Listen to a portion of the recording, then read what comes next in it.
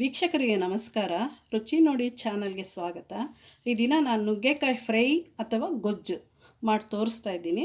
ಅದಕ್ಕೆ ಏನು ಇಂಗ್ರೀಡಿಯೆಂಟ್ಸ್ ಬೇಕಂತ ನೋಡೋಣ ಬನ್ನಿ. ನಾನಿಲ್ಲಿ ನುಗ್ಗೆಕಾಯಿ ಒಂದು 3 ಕಾಯಿ ತಗೊಂಡು ಸಣ್ಣ ಸಣ್ಣದಾಗಿ ಹಚ್ಚಿಟ್ಕೊಂಡಿದ್ದೀನಿ. 3 ಕಾಯಿ ಇದೆ.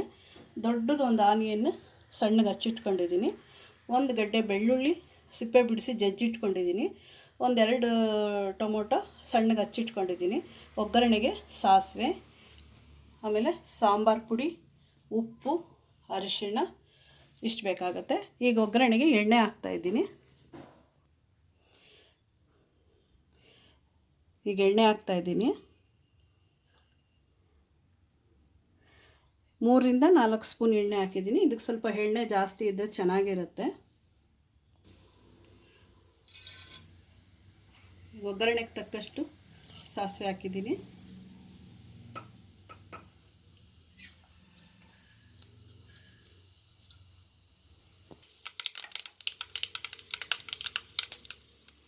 ಈಗ ಸಾಸಿವೆ ಚಿಟ್ಲಿದೆ, ಬೆಳ್ಳುಳ್ಳಿ ಹಾಕ್ತಾಯಿದ್ದೀನಿ.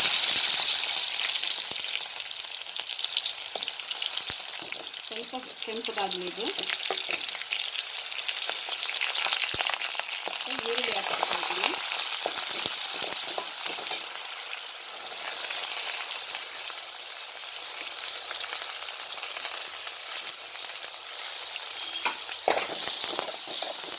ಈರುಳ್ಳಿ ಸ್ವಲ್ಪ ಫ್ರೈ ಆಗಲಿ.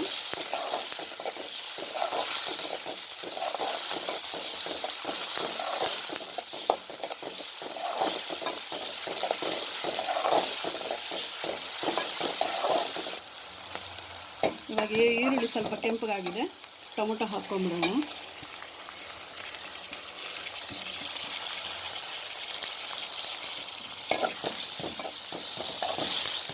ಟೊಮೊಟೊ ಸ್ವಲ್ಪ ಮೆತ್ತಗಾದ್ಮೇಲೆ ಸಾಂಬಾರು ಪುಡಿ ಹಾಕ್ಕೊಳ್ಳೋಣ. ಸಾಂಬಾರು ಪುಡಿ ನಿಮ್ಮ ಮನೇಲಿ ನೀವು ಸಾರಿಗೆ ಬಳಸ್ತೀರಲ್ಲ, ಅದೇ ಸಾಂಬಾರು ಪುಡಿಯನ್ನು ಪರವಾಗಿಲ್ಲ. ಇಲ್ಲ ಅಂದರೆ ಸಾಂಬಾರು ಪುಡಿ ಇಲ್ಲ ಅಂದರೆ ಅಚ್ಕಾರದ ಪುಡಿ ಬೇಕಾದರೂ ನೀವು ಬಳಸ್ಕೋಬೇಕು.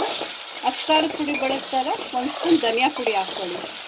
ಇಲ್ಲ ಅಂತಂದರೆ ಸಾಂಬಾರು ಪುಡಿ ಬಳಸೋವಾಗ ಯಾವುದು ಬೇಕಾಗಲ್ಲ, ಬರೀ ಸಾಂಬಾರು ಪುಡಿ ಒಂದೇ ಹಾಕ್ಕೊಂಡು ಮಾಡ್ಕೋಬೋದು.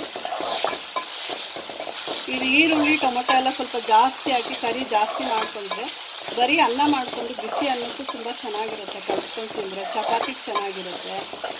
ಆಮೇಲೆ ಮಸಾಲೆ ಸಾರು ಮಾಡಿದಾಗ ಸೊಪ್ಪಿನ ಸಾರು ಮತ್ತು ಬೇಳೆ ರಸ ಈ ಥರ ಎಲ್ಲ ಮಾಡಿದಾಗ ಸೈಡ್ ಡಿಶ್ ಆಗಿ ತುಂಬ ಚೆನ್ನಾಗಿರುತ್ತೆ ಇದು.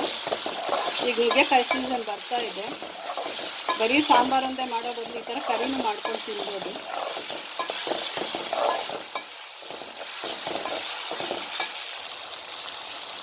ರುಚಿಗೆ ತಕ್ಕಷ್ಟು ಉಪ್ಪು,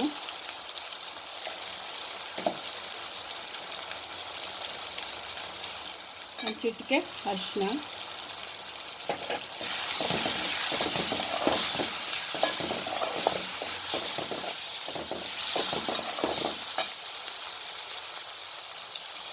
ಇದು ನಮ್ಮ ಮನೆಗೆ ಬಳಸೋ ಸಾಂಬಾರು ಪುಡಿನ ಹಾಕ್ತಾಯಿದ್ದೀನಿ. ನೀವು ನಿಮ್ಮ ಮನೆಗೆ ತಕ್ಕಷ್ಟು ನೀವು ಎಷ್ಟು ಯೂಸ್ ಮಾಡ್ಕೊತೀರೋ ಅಷ್ಟು ಮಾಡಿ. ನಾನೊಂದು 3 ಸ್ಪೂನ್ ಹಾಕ್ತಾಯಿದ್ದೀನಿ.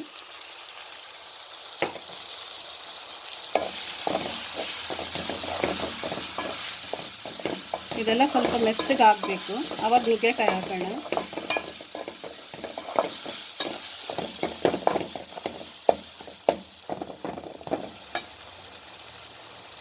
ಒಂದು ಸ್ವಲ್ಪ ನೀರು ಹಾಕ್ಕೊಳ್ಳಿ, ಯಾಕೆಂದರೆ ತಳ ಕಚ್ಚಿಬಿಡುತ್ತೆ. ಸ್ವಲ್ಪ ತಳ ಕಚ್ಚದೇ ಇರೋದಕ್ಕೋಸ್ಕರ ಒಂದು ಸ್ವಲ್ಪ ನೀರು ಹಾಕಿದ್ದೀನಿ.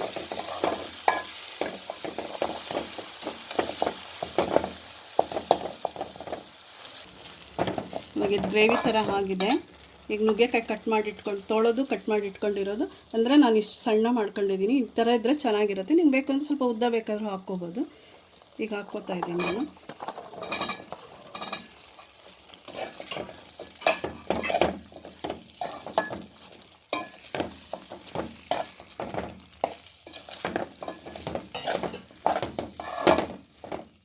ಈಗ ನುಗ್ಗೆಕಾಯಿ ಮುಳುಗೋ ಅಷ್ಟು ನೀರು ಹಾಕ್ಕೋಬೇಕು, ಏಕೆಂದರೆ ನುಗ್ಗೆಕಾಯಿ ಬೇಯಬೇಕಾಗತ್ತೆ.